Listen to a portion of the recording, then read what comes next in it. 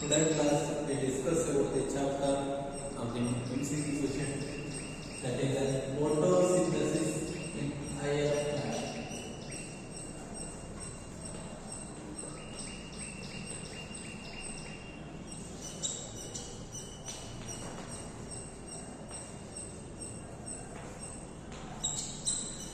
Photosynthesis in higher plant, they may be asked in the examination one or two questions.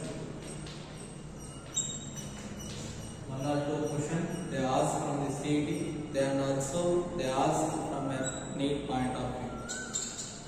Today class, that is especially in photosynthesis, that is a major question that are come from the cycles like C3, C4, ಮತ್ತೆ Melvin Kevin cycle ಇರಬಹುದು. ಈ cycle ಗಳ ಮೇಲೆ ಇರುತ್ತೆ. ಒಂದು cycle ಹೇಳ್ತಿದ್ರೆ how many ATP will be synthesis, how many ATP will be generated, where the thylakoids and granulin will be appearance. ಈ ತರ ಕ್ವೆಶ್ಚನ್ಸ್ ಇರುತ್ತೆ. ಈ C3 ಪ್ಲಾಂಟ್ ಮತ್ತೆ C4 ಪ್ಲಾಂಟ್ ಕಂಪ್ಯಾರಿಸನ್ ಇರುತ್ತೆ. ಮತ್ತೆ ಕೆಲ್ವಿನ್ ಸೈಕಲ್ ಇರುತ್ತೆ. ಮತ್ತೆ C3 ಸೈಕಲ್ ಸಮೇತ ಇರುತ್ತೆ. ಹ್ಯಾಟ್ ಅಂಡ್ ಸ್ಟ್ಯಾಕ್ ಹಾಸ್ಪೆಂಡ್ ಇಂಟರ್ವಲ್ಸ್ ಅಂತ ಬರುತ್ತೆ. ಕಿಮೋ ಆಸ್ಮೋಟಿಕ್ ಹೈಪೋಥಿಸಿಸ್ ಅಂತ ಒಂದು ಕ್ವೆಶ್ಚನ್ ಇರುತ್ತೆ ಅಂತ ಹೇಳ್ತೀವಿ. ಈಗ ಒಂದೊಂದೇ ಕ್ವೆಶ್ಚನ್ ಡಿಸ್ಕಸ್ ಮಾಡೋಣ. First we shall discuss on first question, synthesis of complex organic substances from simple inorganic raw material in the presence of sunlight and chlorophyll is called dash, which is a process dash process. ಏನು ಕೇಳಿದಾನೆ? Synthesis of a complex organic substance from a simple organic substance. That means complex substances will be formed due to the simple organic molecule. The simple organic molecule that lead to formation of complex molecules ಅಂತ ಹೇಳ್ತಾರೆ. ಆ presence of sunlight, ಎರಡು ನಾನು presence of sunlight and also chlorophyll pigment. ಈ sunlight ಮತ್ತೆ ಈ chlorophyll pigment ಇದ್ದಾಗ what happens in the simple molecule, they are substituted into simple molecule, they are converted into complex molecule in presence of sunlight and chlorophyll. What happens? That is very important. That's ಏನಂತಂದ್ರೆ ನಾವು ಯಾವುದೇ ಒಂದು photosynthetic activity ನಡೀತಿದೆ, ಒಂದು photosynthesis ನಡೀತಿದೆ ಅಂದ್ರೆ it is an enzyme regulated, it is an enzyme regulated anabolic process ಅಂತ ಹೇಳ್ತೀವಿ. it is an ಅಂತಂದ್ರೆ ಇದು ಕನ್ವರ್ಟ್ ಆಗುತ್ತೆ ಸಿಂಪಲ್ ಇಂದ ಕಾಂಪ್ಲೆಕ್ಸ್ ಆಗುತ್ತೆ. that is an enzyme ಅಂತ ಹೇಳ್ತೀವಿ. enzyme activity ಮಾತ್ರ ಸಾಧ್ಯ ಆಗುತ್ತೆ. which involves synthesis of organic compound inside the chlorophyll containing cell from an carbon dioxide and water with the help of sunlight as a source of energy. ಇದಕ್ಕೆ ಏನು ಬೇಕಂದ್ರೆ sunlight ಬೇಕು ಮತ್ತೆ ಕ್ಲೋರೋಫಿಲ್ ಮಾಲಿಕ್ಯೂಲ್ ಬೇಕು, along with ಏನು ಬೇಕಪ್ಪ ಅಂದ್ರೆ water molecule ಬೇಕು. ಅದಕ್ಕೆ ನಮ್ಮ ಇಲ್ಲಿ ಈಕ್ವೇಶನ್ ಏನ್ ಬರುತ್ತಪ್ಪ, ಯಾವುದೇ ತರ ನಾವು ಇಲ್ಲಿ ತಗೊಂಡಾಗ ಏನಾಗ್ತದೆ, ಇಲ್ಲೇನಾಗುತ್ತೆ 6CO2 plus 12H2O in presence of chlorophyll, and also radiant energy, that is the sunlight, that gives us to C6H12O6 plus 6H2O plus 6O2. ಅಂದ್ರೆ ಯಾವುದೇ ಒಂದು ಮಾಲಿಕ್ಯೂಲ್ ತಗೊಂಡ್ರೆ 6 carbon dioxide molecules plus 12 water molecule, that is simple molecule that is converted into complex molecule in presence of chlorophyll pigment and also radiant energy. This is called ಅಂದ್ರೆ first ಏನಂತಂದ್ರೆ ಈಗ synthesis of complex organic substances into simple raw material in presence of sunlight ಅನ್ನೋದಕ್ಕೆ photosynthesis ಅಂತ ಹೇಳ್ತೀವಿ. ಆ photosynthesis ಯಾವ process ಅಂದ್ರೆ anabolic process ಅಂತ ಹೇಳ್ತೀವಿ. It is an enzyme catalyzing process, anabolic process ಅಂತ ಹೇಳ್ತೀವಿ. Option A is an exactly right answer because ಯಾಕಂದ್ರೆ complex substances are in presence of the simple process in presence of sunlight and also chlorophyll molecule. That is exactly definition of the photosynthesis, and that is an anabolic process. Option A is a right answer. Next, second one, indigo and red regions of Vipgaya are respectively fall in the range of wavelength. Indigo and red region of Vipgaya respectively fall in the range of wavelength, that is 400 to 800 nanometer and 660 to 760 nanometer. Option B, 300 to 390, 600 to 650 nanometer. Option C, 390 to 760 and 430 to 470. Option D, 660 to 760 nanometer and 430 to 470 nanometer. ಯಾವುದೇ ಒಂದು tiny particles, tiny particles which travels in a different wavelengths. ನಾವು ಯಾವುದೇ ಒಂದು tiny particle ಅಲ್ಲಿ pass ಆಗ್ತಿದೆ ಅಂದ್ರೆ different wave length ನಡೀತದೆ. ಯಾವಪ್ಪ different wave length ಅಂದ್ರೆ 8 are different wave length, like radiations ಇರಬಹುದು, ಕಾಸ್ಮಿಕ್ ಇರಬಹುದು, ಗಾಮಾ ರೇಸ್ ಇರಬಹುದು, ಎಕ್ಸ್ರೇ ಇರಬಹುದು, ಯುವಿ ಇರಬಹುದು, ಲೈಟ್ ರೇಸ್ ಇರಬಹುದು, ಇನ್ಫ್ರಾರೆಡ್ ಇರಬಹುದು, ಎಲೆಕ್ಟ್ರಿಕಲ್ ರೇಡಿಯೇಷನ್ಸ್, ಇವೆಲ್ಲವೂ ಏನಂತಾರೆ ಡಿಫರೆಂಟ್ ವೇವ್ ಲೆಂತ್ ಕೂಡ ಹೇಳ್ತಾರೆ. ಏನಪ್ಪಾ ಅಂದ್ರೆ ಅದಕ್ಕೆ ಪ್ರೆಸೆನ್ಸ್ ಆಫ್ ವಿಪ್ಗಯಾ ಎಲ್ಲ presence of light 8 waves, 8 different types of waves formation ಆಗ್ತವೆ. ಅದಕ್ಕೆ ಏನ್ ಹೇಳ್ತಾರೆ ಇವೆಲ್ಲವೂ ನಡೆಯೋದೇನಪ್ಪಾ ಅಂದ್ರೆ 400 to 800 nanometer and along with 660 to 760 nanometer. Option A is an exactly right answer. Next we go for third question. Visible part of electromagnetic spectrum.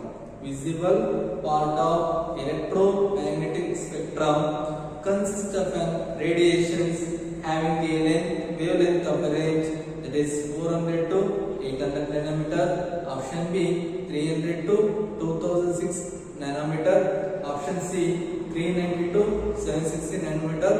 Option D, 650 to 760 nanometer. ಏನು ಕೇಳಿದನಪ್ಪ visible, we can easily observe by our naked eyes, that is a visible region of a spectrum.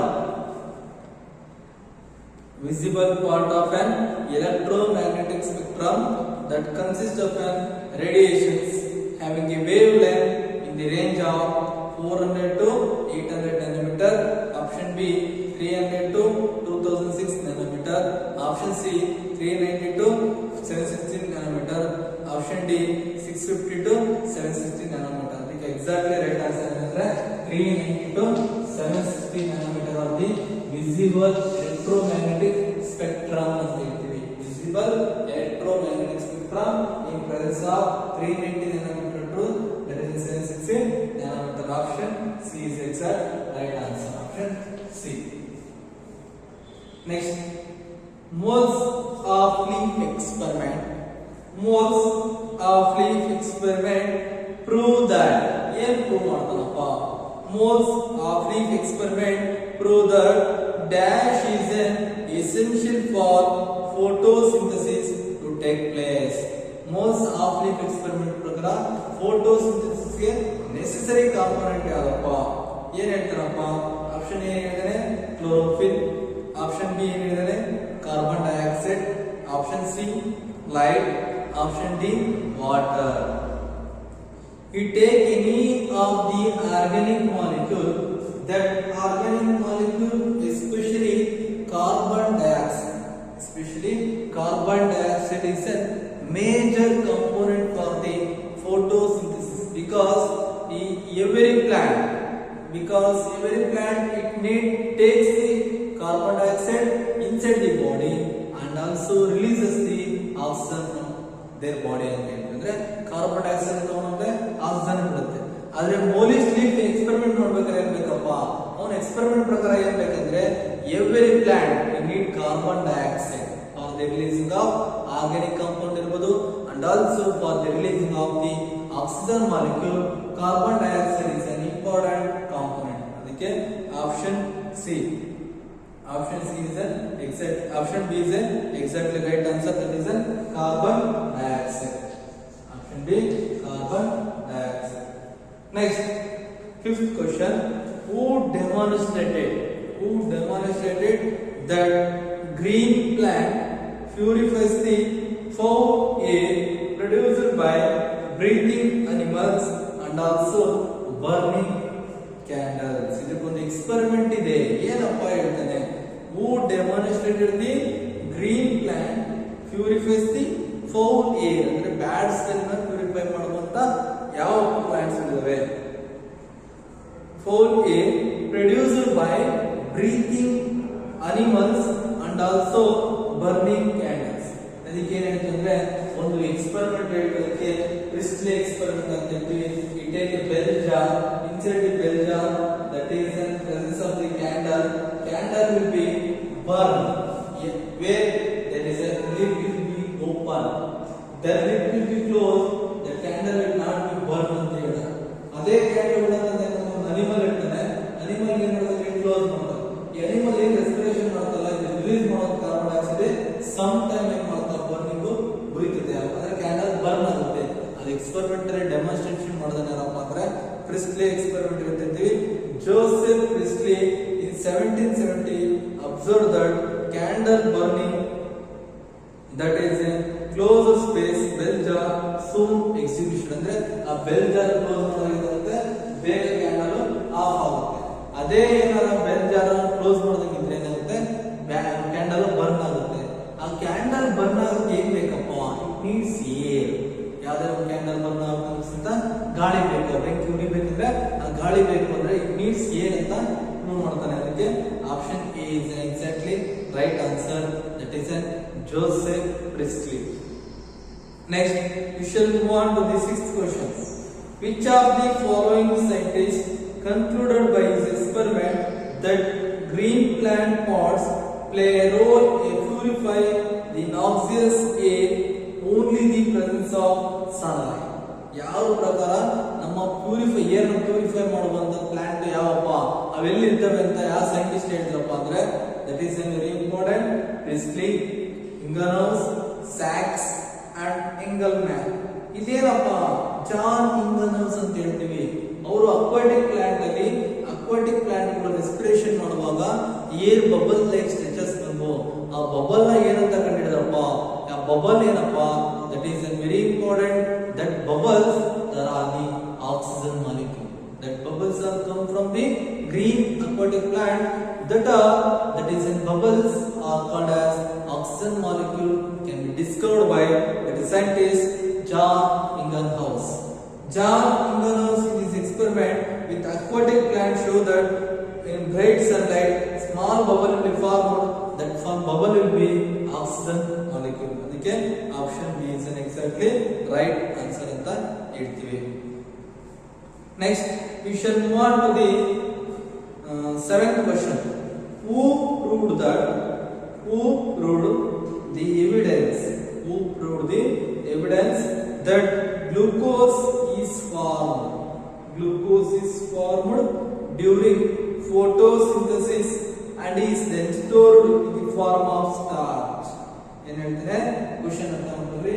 Who proved the evidences that glucose is formed during photosynthesis and is then stored in the form of starch? ಅಂದ್ರೆ ಎಲ್ಲಾ green plant they are also synthesis, also the end product is glucose. That glucose molecule that can be stored, it is in the form of starch.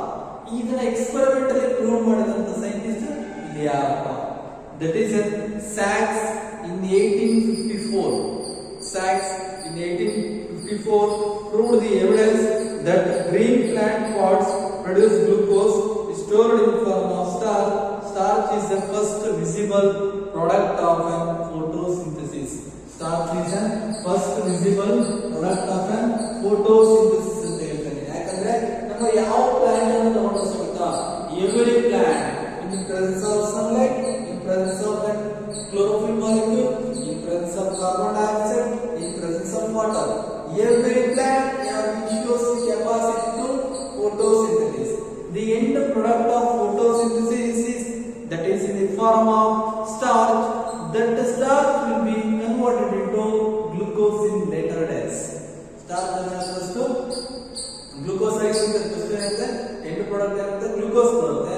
ಆ glucose ಏನು reserve metal ಆಗಿ work ಮಾಡುತ್ತೆ, that is starch ಆಗಿ convert ಆಗುತ್ತೆ. ಇದನ್ನ ಹೇಳಿದಂತ scientist ಯಾರಪ್ಪ ಅಂದ್ರೆ sacs. Option A is right answer, that is sacs. Next, who used prism? Who used prism? Green alga, Cladophora and aerobic bacteria plotted the first spectrum of photosynthesis. ಇಲ್ಲಿ ಯಾವ್ದಪ್ಪ algae ಒಳಗೆ ಈ bacteria ಒಳಗೆ ಏನಾರಬೇಕು ಬ್ಯಾಕ್ಟೀರಿಯಾಗಳಿರ್ಬೋದು algae ಒಳಗೆ ಅದು ಹೆಂಗೆ ಕೆಲಸ ಮಾಡುತ್ತೆ ಅಂತ ಪ್ರಿಸಮ್ ಮುಖಾಂತರ ಮಾಡುತ್ತಾರೆ. ಯಾರಪ್ಪ ಸೈಂಟಿಸ್ಟ್ ಅಂದ್ರೆ ದಟ್ ಈಸ್ ಅನ್ ಇಂಪಾರ್ಟೆಂಟ್. ನೋಡಿ ಕ್ವಶನ್ ಇದೆ, who used the prism, green alga, Cladophora and aerobic bacteria and plotted the first action of spectrum of photosynthesis. A Sachs ಅಲ್ಲ, ಅರಾನ್ ಅಲ್ಲ, ಅರ್ನೌಡ್ ಅಲ್ಲ, ಯಾರಪ್ಪ ಅಂದ್ರೆ that is a D option, Engelmann. Engelmann in 1843 to 1909 split light into its comparable by the prism and then eliminated by the cladophora. It is a green alga. It is placed in the suspension of aerobic bacteria ಅಂತ find out ಮಾಡ್ತಾನೆ. That is a D. Option D is a Engelmann. Option D is a Engelmann. Next, we shall move on to the 9th question. Photosynthesis pigment such as chlorophyll A, chlorophyll B, xanthophylls and carotenoids can be separated by which of the following techniques? That is the paper chromatography, gel electrophoresis, X-ray diffraction, Gleason test. ಏನಪ್ಪ ಇಲ್ಲಿ question ಚೆನ್ನಾಗಿದೆ. ನಮ್ಮ plant ಒಳಗೆ synthesis ಆಗುವಂತ ಪಿಗ್ಮೆಂಟ್ಗಳು, plant ಅಲ್ಲಿ production ಆಗುವಂತ ಪಿಗ್ಮೆಂಟ್ಗಳು, that is chlorophyll A ಇರ್ಬೋದು, chlorophyll B ಇರ್ಬೋದು, xanthophylls ಇರ್ಬೋದು, ಕೆರಾಟಿನಾಯ್ಡ್ಸ್ ಇರ್ಬೋದು, ಗ್ಲೂಕೋಸ್ ಇರ್ಬೋದು. Chlorophyll A, chlorophyll B, xanthophylls, carotenoids, mycobilies. ಇವೆಲ್ಲವೂ ಇಲ್ಲಪ್ಪ ಯಾರ ಸಿಂಥೆಸಿಸ್ ಇನ್ ಪ್ಲಾಂಟ್ ಯಾವ ಮುಖಾಂತರ ಅಂದ್ರೆ ಎಕ್ಸಾಂಪಲ್ ಟೆಕೋಮೋಸ್ಟಾನ್ಸ್ ಅಂತ ಬರುತ್ತೆ. ಪ್ಲಾಂಟ್ ಟೆಕೋಮೋಸ್ಟಾನ್ಸ್, ಈ ಪ್ಲಾಂಟ್ ನಾವು 10 ಗ್ರಾಮ್ ತಗೊಂಡ್ಬಿಟ್ಟು plus 9 ml petroleum ether 1 plus 1 ml HCl, 9 ml petroleum ether 9 ml petroleum ether 1 ml HCl ಚೆನ್ನಾಗಿ ಕ್ರಶ್ ಮಾಡ್ಬಿಟ್ಟು ಎರಡು ಪ್ಲಾಂಟ್ ಒಂದು ಪೇಪರ್ ಕಟ್ ಮಾಡ್ಕೊಂಡಿರ್ತಾರೆ, ಶಾರ್ಪ್ ಎಡ್ಜ್ ಇರೋದ್ರಿಂದ ಪೇಪರ್ ಕಟ್ ಮಾಡ್ಬಿಟ್ಟು ಅದರೊಳಗೆ ಏನ್ ಮಾಡುತ್ತೆ, ಈ ಪೆಟ್ರೋಲಿಯಂ ಕೆಳಗೆ ಲಿಕ್ವಿಡ್ ಇದು ಅಬ್ಸರ್ವ್ ಮಾಡುತ್ತೆ. ಅಬ್ಸರ್ವ್ ಮಾಡಿ ಲಿಕ್ವಿಡ್ ಇಟ್ಟರೆ ಈ ಸ್ಪಾಟ್ಗಳನ್ನ ಇಟ್ಟರೆ ಅದು ಅಬ್ಸರ್ವ್ ಮಾಡುತ್ತೆ.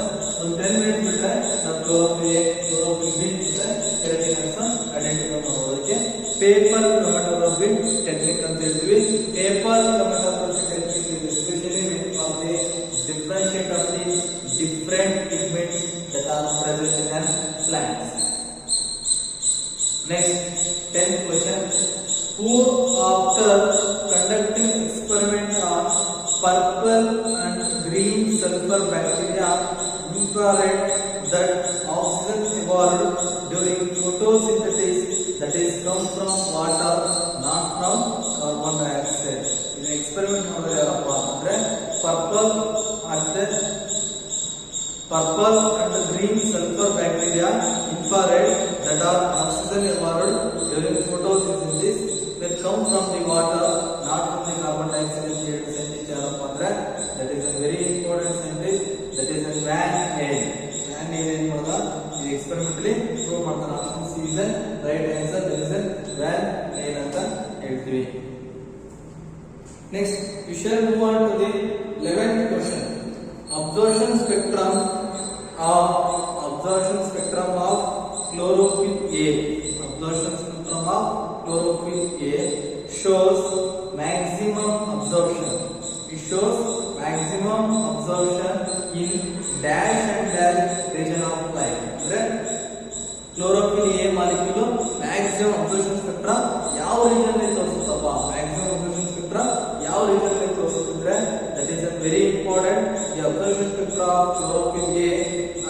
B, show that maximum absorption light in the blue, that is the blue, violet and red region. ನಾವು ಯಾವುದೇ ಕ್ಲೋರೋಫಿಲ್ ಮಾಲಿಕ್ಯೂಲ್ A ಇರ್ಬೋದು B ಇರ್ಬೋದು ಮ್ಯಾಕ್ಸಿಮಮ್ ಅಬ್ಸರ್ಪ್ಷನ್ ಸ್ಪೆಕ್ಟ್ರಮ್ ಅನ್ನು ತೋರಿಸೋದು ಯಾವ ರೀಜನ್ ಅಪ್ಪ ಅಂದ್ರೆ ಕ್ಲೋರೋಫಿಲ್ A ಮತ್ತೆ chlorophyll B, that is the blue region, that is the violet region and also red region. ಇದಕ್ಕೆ ನಾವು ಆಪ್ಷನ್ A ಅಂತ ಕೊಡ್ತೀವಿ.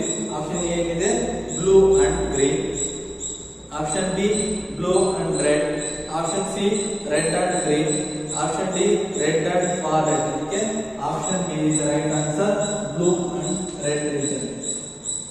Blue and red region. Option B is exactly right answer. That is the blue and red region. Next, third question. Accessory photosynthetic pigments. Accessory photosynthetic pigments is most green plants are. Yavappa? That is in chlorophyll A, chlorophyll B. That is in chlorophyll, carotenoids and xanthophyll. Option B, both B and C. Option A is there. Accessory photosynthetic pigments.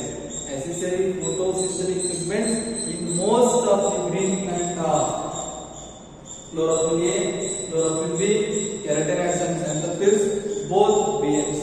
ಅದಕ್ಕೆ ಏನು ಅಂತಂದ್ರೆ chlorophyll A ಮಾತ್ರ prominent pigment, chlorophyll B also accessory pigment along with chlorophyll B, that is xanthophylls and also carotenoids. ಅದಕ್ಕೆ option D is the right answer. That is the presence of option D. Both B and C is the exactly right answer. Next, we shall move on to the 30th question. If a green plant cells are incubated with oxygen 18 labeled carbon dioxide, which of the following molecules will become radioactive when the cells are exposed to light?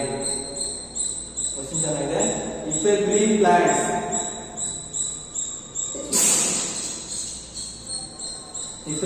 plants are incubated oxygen 18 labeled carbon dioxide, which of the following molecules will become radioactive when the cells are exposed to light? Okay, ATP, water, sugar and photo molecule. ಅದಕ್ಕೆ ಏನಪ್ಪ ಅಂತ option ಇದೆ, very good option ಇದೆ option C, sugar molecule.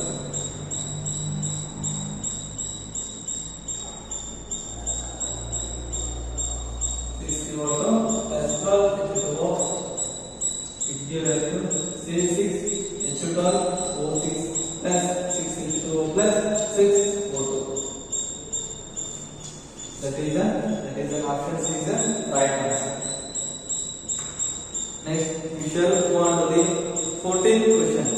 Yellowish color of an autumn foliage. It is due to the presence of a type of an xanthophyll pigment, also called as lutein, lycopene, fucoxanthin, zeaxanthin. Yellowish color, autumn foliage green color into that turn into yellow color. Green plant it turn into yellow color. ಯಾವ season ಅಪ್ಪ ಅಂದ್ರೆ autumn season ಅಂತ ಹೇಳ್ತೀವಿ. ಅದಕ್ಕೆ ಏನಪ್ಪ ಅಂದ್ರೆ yellowish color of an autumn foliage is due to the presence of a type of xanthophyll pigment is also called as ಏನಪ್ಪ ಅಂದ್ರೆ lutein, lycopene, fucoxanthin, zeaxanthin. Zeaxanthin ಅಂದ್ರೆ ಕೆರಾಟಿನ್, fucoxanthin ಅಂದ್ರೆ ಬ್ರೌನ್ ಕಲರ್, ಲ್ಯೂಕೋಪಿನ್ ಮತ್ತೆ lutein. ಅದಕ್ಕೆ example ಅಂದ್ರೆ yellowish foliage leaves, yellowish color ಆಗ್ತದೆ leaf ಅಂದ್ರೆ due to lutein ಅಂತ ಹೇಳ್ತೀವಿ.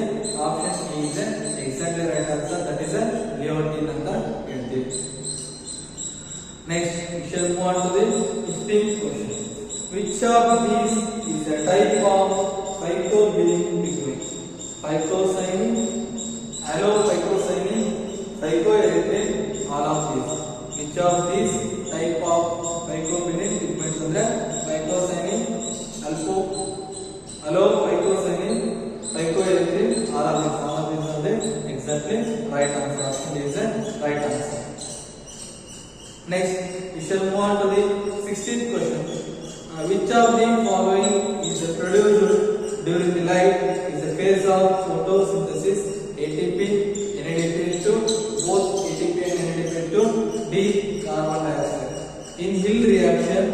occur inside the thylakoids, especially those are green region. Thylakoids elirutte, those are green region.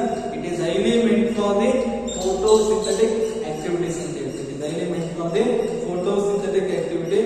That is, a photochemical step is depend upon the light. ಯಾವುದೇ ಒಂದು photochemical ಆಗಬೇಕಂದ್ರೆ ಅದು light ಮೇಲೆ depend ಆಗುತ್ತೆ. Assimilatory power. It consists of reducible CoA enzyme ಇರುತ್ತೆ. With NADP into as energy. ATP is an energy rich molecule ಅಂತ ಅನ್ಸುತ್ತಾ ಹೇಳ್ತೀವಿ. ಅದಕ್ಕೆ ಆಪ್ಷನ್ ಸಿ. ಯಾಕಂದ್ರೆ which of the following is produced during the light phase of the photosynthesis ಅಂದ್ರೆ we have both ATP and NADP. Option C is an exactly right answer. Next, in the reaction center of PS1, is a dash, and the reaction center of PS2 is ಏನಪ್ಪ P ಏನು represent ಮಾಡುತ್ತಪ್ಪ PS1 PS2 ಅಂತ ಹೇಳಿಲ್ಲ P ಏನು represent ಮಾಡುತ್ತೆ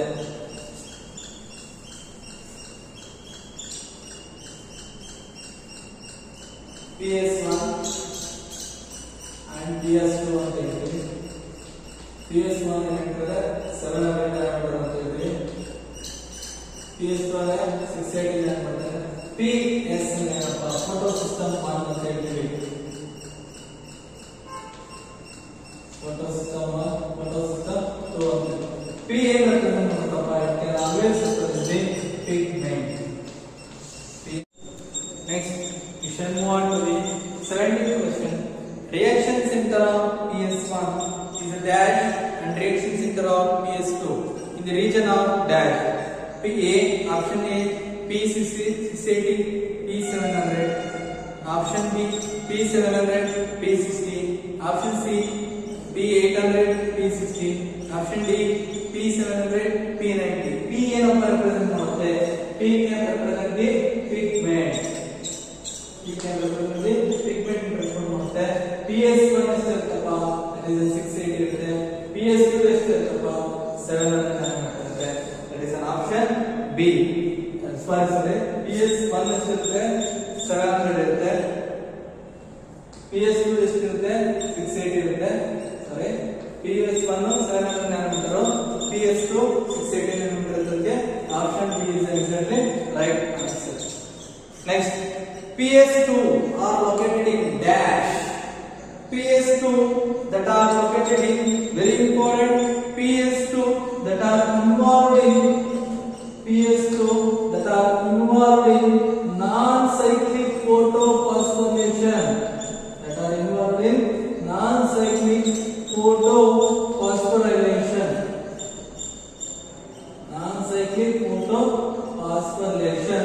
That are very important PS2 that are present in the inner side of an grana of an thylakoids. Inner side of an grana of an thylakoids. There is a presence of the presence of very important that is PS2 that are located in the that are very involved in the non-cyclic phosphorylation and also that are present in the inner side of the grana of an thylakoid. The option A is an exactly right answer. Inner side of an grana of thylakoids. Next, which of the 19th question? Which one of the following ions is essential for photolysis of water? Which ions are very important for the essential for the photolysis of water?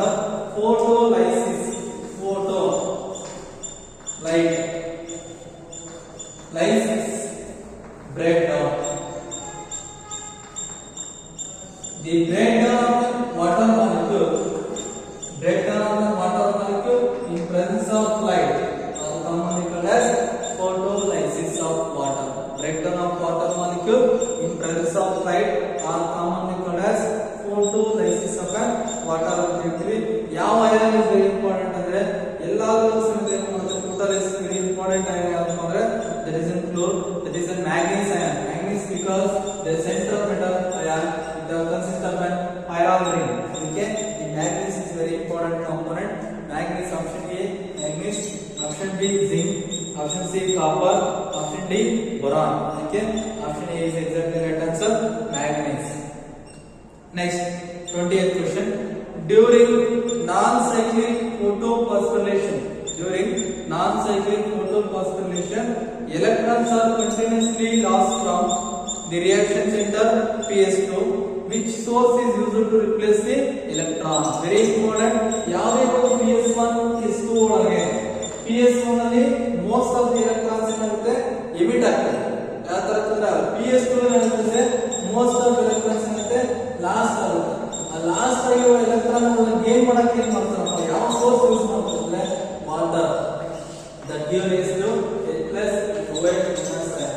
The OH minus ion is very important for the that is a non-cyclic photophosphorylation. Non-cyclic photophosphorylation ಗೆ the OH ions ಇರಲ್ಲ, they are very important for the non-cyclic photophosphorylation. ಗೆ option C, water is a very important ion that is a replace everything for the that is a non-cyclic photophosphorylation. Next, 21. Breakdown of proton gradient. Breakdown of proton gradient. It is developed during chemoosmosis, lead to the release of oxygen, water, energy, proton. Chemoosmotic hypothesis ಅಂತಿದೆ. Chemoosmotic hypothesis ಏನು ಮಾಡುತ್ತಪ್ಪ, that always releases the proton gradient.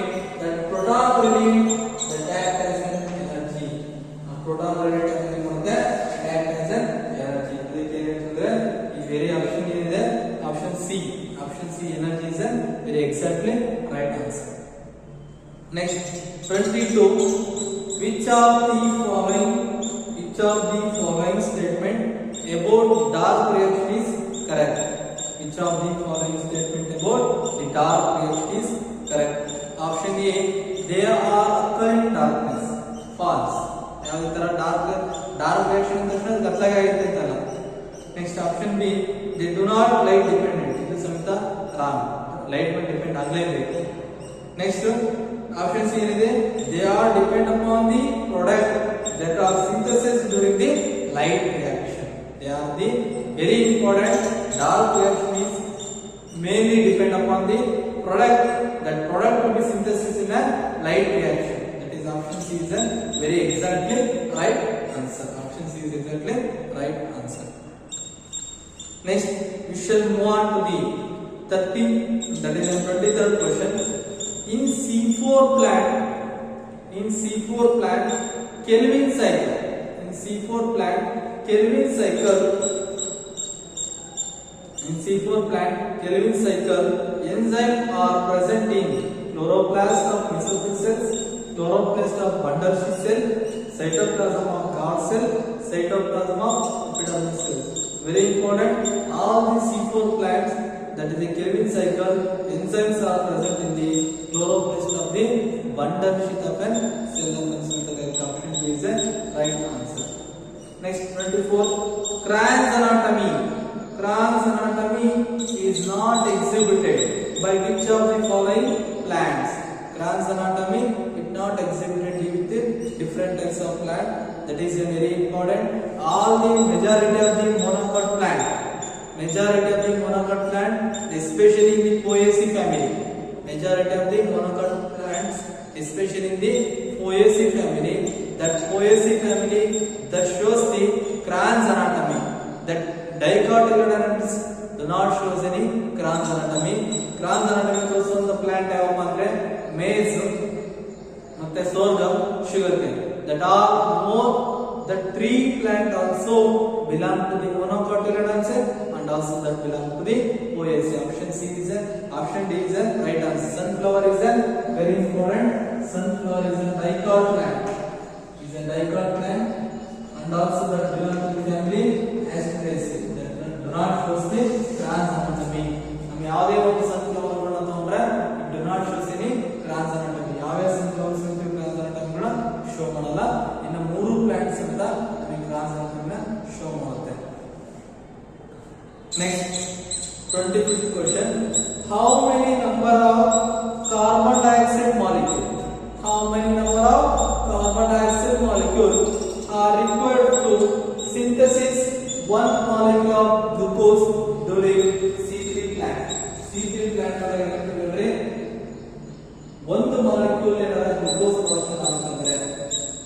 Molecule glucose production ಆಗುತ್ತೆ 6 molecule ಇರಬೇಕು carbon dioxide ರೆಕ್ಕೆಗೆ ಒಂದು molecule ಏನರ glucose production ಆಗುತ್ತೆ C3 cycle ಅಲ್ಲಿ 6 molecule ಇರಬೇಕಾದ್ರೆ carbon dioxide very very 6 molecules of carbon dioxide is very needed for the production of 1 molecule of glucose. 1 molecule glucose in production of 6 molecule of carbon dioxide is very important. Option A is 1, option B is 3 is, option C is 6 is, option D is 5 is. Okay, option C is exactly right answer. The 6 molecule of carbon dioxide molecule that need to 1 molecule of glucose. 26th question. Which organ out of these does not participate in the photorespiration? Peroxisome that also involved in the photorespiration. Mitochondria that also involved in the photorespiration. Chloroplast almost 90% that are involved in the photosynthesis. Golgi bodies that does not involved in the any chloroplast. That is a suicidal bags that is a lysosome. Storage Golgi ಅದರ ಮೇಲೆ ಇರೋಕೆ ಚಿಕ್ಕ tiny particles ಇರೋಕೆ Golgi bodies ಅಂತ ಹೇಳ್ತೀವಿ. Golgi bodies do not included in the photorespiration. Okay, option D. Next we go for 27th question. During C2 cycle there occur synthesis of sugar, utilization of ATP, synthesis of ATP or synthesis of NADPH. ಯಾವುದೇ ಒಂದು C2 cycle ತಗೊಂಡ್ರೆ that occur main ಏನಪ್ಪಾ ಅಂದ್ರೆ ಈ C2 cycle ಆಗಿ ಏನ್ ಮಾಡ್ತವೆ ಎಲ್ಲಾ ಸಮೇತ ಏನ್ ಮಾಡ್ತವೆ it utilises the ATP molecule, utilization of the ATP molecule. Option B. Quality of light refers to intensity of light, frequency of light, wavelength of light, duration of light. ಯಾವ್ದ್ರ ಮೇಲೆ depend ಆಗಿದೆಪ್ಪ? Quality of light is mainly refers to the wavelength of light. ಆ wavelength ಎಷ್ಟಿರುತ್ತೆ ಅಂದ್ರೆ 390 ಇಂದ 700 ಇರುತ್ತೆ. ಆ wavelength ಏನಂತಪ್ಪ ಅಂದ್ರೆ ಆ ಲೈಟ್ ಕ್ವಾಲಿಟಿ ಡಿಪೆಂಡ್ ಆಗುತ್ತೆ. Mainly light quality is depend upon the wavelength. ಆ ವೇವ್ಲೆಂತ್ ಏನಂತೆ ಇಡೀ ಲೈಟ್ ಕ್ವಾಲಿಟಿ ಡಿಪೆಂಡ್ ಆಗುತ್ತೆ. Option C is right answer. Next, which of the following is not an external factor influencing for the photosynthesis? ಯಾವುದು ಹೊರಗಿನ factor ಅಲ್ಲ photosynthesis ಗೆ. Carbon dioxide concentration, option B oxygen concentration, option C availability of water, option D chlorophyll concentration. ಈ ಮೂರು ಸಹಿತ ಹೊರಗಡೆ ಸಿಗದೆ ಆದರೆ ಕ್ಲೋರೋಫಿಲ್ ಮಾತ್ರ that can be utilised, that can be synthesised itself in a plant. Option D. Last question. The factor which is not a limiting in a normal condition for the photosynthesis: water, chlorophyll, light, carbon dioxide. ಯಾವ್ದಪ್ಪ ಅಂದ್ರೆ ಇದನ್ನು ಸಹಿತ chlorophyll is an unlimited factor ಅಂತ ಸಹಿತ we find out ಮಾಡ್ತೀವಿ. That is an option B. Thank you. Next other 30 question is solved for the home assignment. Exactly you can do it in home. Thank you.